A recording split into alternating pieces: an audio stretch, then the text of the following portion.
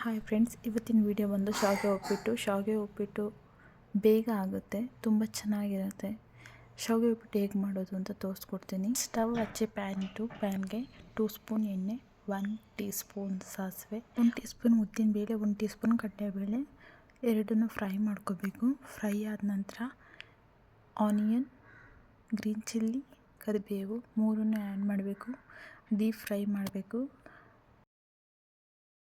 ಈರುಳ್ಳಿ ಚೆನ್ನಾಗಿ ಫ್ರೈ ಆಗಬೇಕು. ಫ್ರೈ ಆಗಿದ ನಂತರ ಟೊಮೊಟೊ ಆ್ಯಡ್ ಮಾಡ್ಕೊತಿದ್ದೀನಿ. ಚೆನ್ನಾಗಿ ಮಿಕ್ಸ್ ಮಾಡ್ಕೋಬೇಕು. ಟೊಮೊಟೊ ಚೆನ್ನಾಗಿ ಬೇಯೋ ತನಕ ಬಿಡಬೇಕು. ಚೆನ್ನಾಗಿ ಟೊಮೊಟೊ ಬೆಂದಿದೆ. ಈಗ ನಾನು ನೀರು ಆ್ಯಡ್ ಮಾಡ್ಕೊತಿದ್ದೀನಿ. ಅರ್ಧ kg ಪ್ಯಾಕೆಟ್ ಶಾವಿಗೆಗೆ 3/4 ಲೀಟರ್ ನೀರು ಬೇಕು.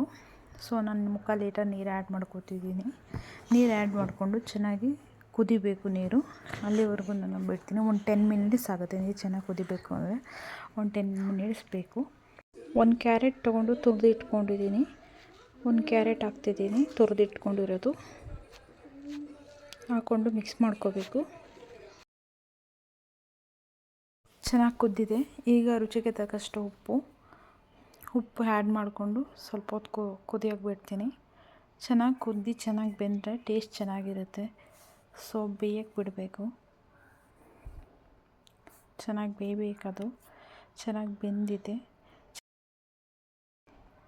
ಸೊ ಈಗ ನಾನು ಶಾವಿಗೆ ಆ್ಯಡ್ ಮಾಡ್ಕೊತಿದ್ದೀನಿ. ಲೋ ಫ್ಲೇಮಲ್ಲಿ ಶಾವಿಗೆ ಹಾಕ್ಕೋಬೇಕು.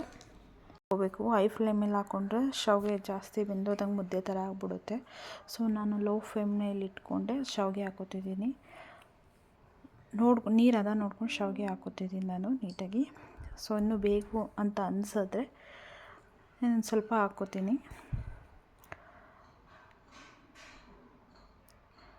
ಚೆನ್ನಾಗಿ ಮಿಕ್ಸ್ ಮಾಡ್ಕೋಬೇಕು. ಮೇನ್ ಇರೋದೇ ಅದು, ಚೆನ್ನಾಗಿ ಮಿಕ್ಸ್ ಮಾಡ್ಕೋಬೇಕು.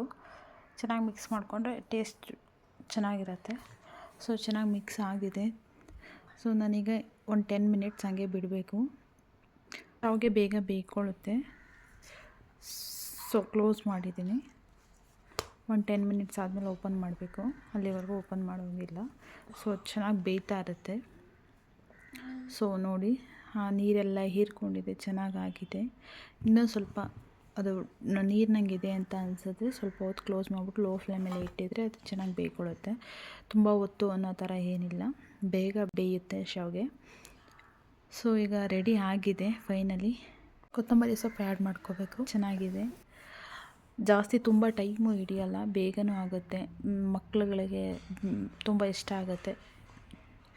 So thank you.